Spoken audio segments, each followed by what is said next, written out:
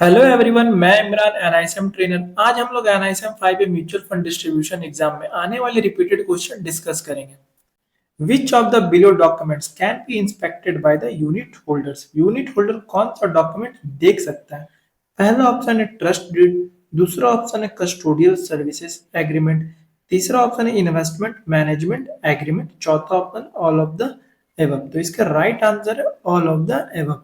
Unit holder के पास ये right होता है कि वो म्यूचुअल फंड के इंपॉर्टेंट डॉक्यूमेंट्स इंस्पेक्ट कर सकता है। कौन कौन सा डॉक्यूमेंट वो देख सकता है? Trust deed, investment management agreement, custodial service agreement, RTA agreement, memorandum and article of association of AMC. ये सारे डॉक्यूमेंट वो देख सकते हैं। चलिए, इसका right answer all of the above.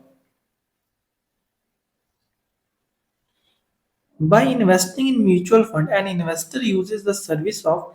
जब कोई इन्वेस्टर म्यूचुअल फंड में इन्वेस्ट करता है तो वो किस प्रोफेशनल की सर्विस यूज करता है? पहला ऑप्शन है प्रोफेशनल एक्चुअली, दूसरा ऑप्शन है प्रोफेशनल इंश्योरेंस एजेंट, तीसरा ऑप्शन है प्रोफेशनल इन्वेस्टमेंट मैनेजर, चौथा ऑप्शन है प्रोफेशनल टैक्स प्लानर। तो इसका राइट आंसर क्या होगा? इन्वेस्टमेंट मैनेजर यूज करता है, प्रोफेशनल इन्वेस्टमेंट मैनेजर। क्योंकि इन्वेस्टर के बिहाफ में कौन ट्रेड लेता है, बाय सेल कौन करता है? Fund manager. जब आप म्यूचुअल फंड में इन्वेस्ट करते हैं, आप डायरेक्टली स्टॉक नहीं खरीद रहे हैं, आप अपना पैसा एक्सपर्ट को दे रहे हैं। ये एक्सपर्ट होते हैं फंड मैनेजर या फिर इन्वेस्टमेंट मैनेजर। इनका काम होता है मार्केट को रिसर्च करना, बेस्ट स्टॉक या बॉन्ड चूज करना, रिस्क मैनेज करना। इसलिए investor indirectly professional investment manager की सर्विस यूज करता है। The sponsor needs to contribute a minimum dash of the net worth of the AMC। Mutual fund बनाने वाले स्पॉन्सर को एएमसी में मिनिमम कितना परसेंटेज इन्वेस्ट करना जरूरी होता है? पहला ऑप्शन है 25%, दूसरा ऑप्शन है 40%, तीसरा ऑप्शन है 50%, चौथा ऑप्शन है 66%। तो इसका राइट आंसर है 40%। स्पॉन्सर म्यूचुअल फंड का मेन बॉडी होता है जो म्यूचुअल फंड एस्टेब्लिश करता है, बिल्कुल कंपनी के प्रमोटर्स की तरह।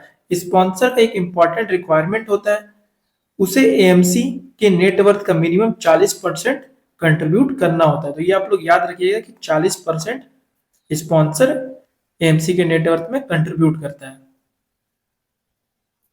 When compared to goal-based financial planning, comprehensive planning requires more time commitment. State true or false? क्या comprehensive financial planning goal-based planning के कंपैरिजन में ज्यादा टाइम लेता है? पहला ऑप्शन है ट्रू, दूसरा ऑप्शन है फॉल्स। तो इसका राइट आंसर है ट्रू। कंप्रहेंसिव फाइनेंशियल प्लान बनाने के लिए इन्वेस्टर और फाइनेंशियल प्लानर दोनों को ज्यादा टाइम और एफर्ट देना पड़ता है। इस प्लान में इंक्लूड होते हैं फ्यूचर में आने वाले इनकम और फ्यूचर के एक्सपेंसेस जैसे retirement expenses, child education, lifestyle needs. ये प्लानिंग लॉन्ग टर्म होती है, कई बार 20-30 साल या उससे ज्यादा तक का प्लान बनाया जाता है। A person who wants to have a risk cover for his life for a long term horizon should opt for। अगर किसी इंसान को अपनी लाइफ के लिए लॉन्ग टर्म रिस्क प्रोटेक्शन चाहिए तो उसे क्या लेना चाहिए? पहला ऑप्शन है इन्वेस्टमेंट इन गोल्ड, दूसरा ऑप्शन है लाइफ इंश्योरेंस, तीसरा ऑप्शन है इक्विटी म्यूचुअल फंड, चौथा ऑप्शन है बैंक फिक्स डिपॉजिट। तो यहाँ बात हो रहा है रिस्क कवर का, तो रिस्क कवर किस में होगा? लाइफ इंश्योरेंस में। तो इसका राइट आंसर है लाइफ इंश्योरेंस। अगर कोई पर्सन रिस्क कवर चाहता है यानी डेथ, डिसेबिलिटी या इलनेस जैसे अनफोर्सीन इवेंट्स से फाइनेंशियल प्रोटेक्शन, तो लाइफ इंश्योरेंस सबसे सुटेबल ऑप्शन होता है, स्पेशली लॉन्ग टर्म के लिए।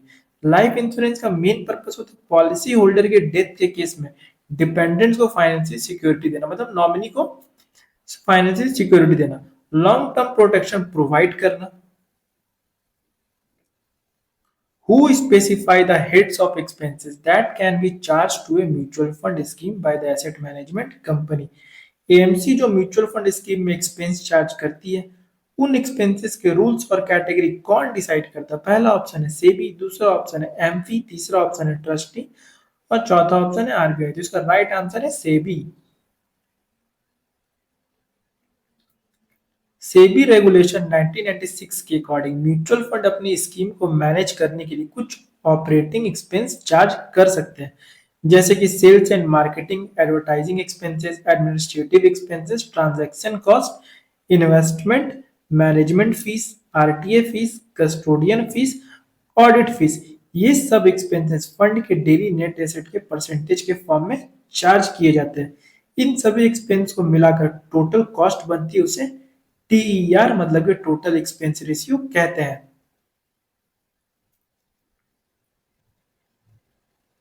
Where is the performance data for all scheme across the mutual fund industry available? पूरे म्यूचुअल फंड इंडस्ट्री के सभी स्कीम का परफॉर्मेंस डेटा एक ही जगह कहाँ अवेलेबल होता है? पहला ऑप्शन है द स्कीम इंफॉर्मेशन डॉक्यूमेंट, दूसरा ऑप्शन है की इंफॉर्मेशन मेमोरेंडम, तीसरा ऑप्शन है एम्फी वेबसाइट, चौथा ऑप्शन है द फंड फैक्ट शीट। तो इसका राइट आंसर है एम्फी वेबसाइट। हर एएमसी के लिए ये मैंडेटरी है कि वो अपनी वेबसाइट पर स्कीम परफॉर्मेंस डैशबोर्ड पब्लिश करे और उसे रेगुलर बेसिस पर अपडेट करे। इससे इन्वेस्टर को स्कीम की परफॉर्मेंस ट्रैक करने में हेल्प मिलती है। साथ ही म्यूचुअल फंड स्कीम के performance data association of mutual fund in India की वेबसाइट पर भी अवेलेबल होता है। एमफी वेबसाइट पर आपको सारे म्यूचुअल फंड स्कीम का परफॉर्मेंस डेटा मिलता है। डिफरेंट टाइम पीरियड के हिसाब से डेटा आप देख भी सकते हैं, जैसे कि 1 साल हो गया, 3 साल, 5 साल, 10 साल, 15 साल, 20 साल के टाइम फ्रेम में आप डेटा देख सकते हैं कि किस ईयर कितना रिटर्न मिल रहा है। अलग अलग फंड कैटेगरी के कंपैरिजन भी आप वहां पे कर सकते हैं। A folio which is held by dash cannot have a nominee। कौन से टाइप के फोलियो नॉमिनी अपॉइंट नहीं कर सकता? पहला है माइनर, दूसरा है ट्रस्ट, तीसरा रजिस्टर्ड कंपनी, चौथा है ऑल ऑफ द अबव। तो इसका राइट आंसर है all of the above. Nomination facility सिर्फ इंडिविजुअल इन्वेस्टर के लिए अवेलेबल होता है। ट्रस्ट और रजिस्टर्ड कंपनी नॉमिनी अपॉइंट नहीं कर सकता। माइनर के नाम पर भी की गई इन्वेस्टमेंट में भी नॉमिनी अलाउड नहीं होता। अगर कोई माइनर केस है और उसका अगर म्यूचुअल फंड स्टार्ट किया जा रहा है तो उसमें भी नॉमिनी अलाउड नहीं है। Identify the incorrect statement with respect to investment in real estate.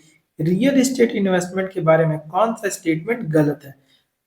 पहला ऑप्शन है the minimum amount required for investing in real estate is high compare to the other financial assets. दूसरा option the transaction cost are low for investment in real estate as compare to other financial assets. तो ये तो incorrect है क्योंकि real estate में transaction cost तो high होता है। तीसरा ऑप्शन है the real estate market is quite illiquid and the pricing is not transparent. चौथा option all of the above are incorrect. तो इसका राइट आंसर है the transaction costs are low for investment in real estate as compared to other financial estate assets। Real estate investment के case में transaction cost काफी high होते हैं, जैसे stamp duty हो गया, रजिस्ट्रेशन फीस, ब्रोकरेज, ये सब काफी हाई होते हैं। इसलिए ये स्टेटमेंट गलत है कि रियल एस्टेट में ट्रांजैक्शन कॉस्ट लो होते हैं। Securities Transaction Tax (STT) is applicable on reduction of both equity mutual fund and debt mutual fund। State whether true or false। क्या STT इक्विटी और डेट दोनों mutual fund के reduction पर लगता है? पहला ऑप्शन है ट्रू, दूसरा ऑप्शन है फॉल्स। तो ये फॉल्स है क्योंकि एसटीटी सिर्फ इक्विटी म्यूचुअल फंड में ही लगता है, डेट म्यूचुअल फंड में एसटीटी नहीं लगता। तो इसलिए इसका राइट आंसर हो जाएगा फॉल्स। अगर आप म्यूचुअल फंड एग्जाम की प्रिपरेशन कर रहे हैं तो हम आपको सिर्फ एग्जाम के लिए नहीं बल्कि पूरी जर्नी के लिए प्रिपेयर करते हैं, ट्रेनिंग, मॉक टेस्ट और प्रैक्टिकल गाइडेंस के साथ। अगर आप सीरियस है अपने फाइनेंशियल करियर को लेकर तो आप हमसे कनेक्ट कर सकते हैं।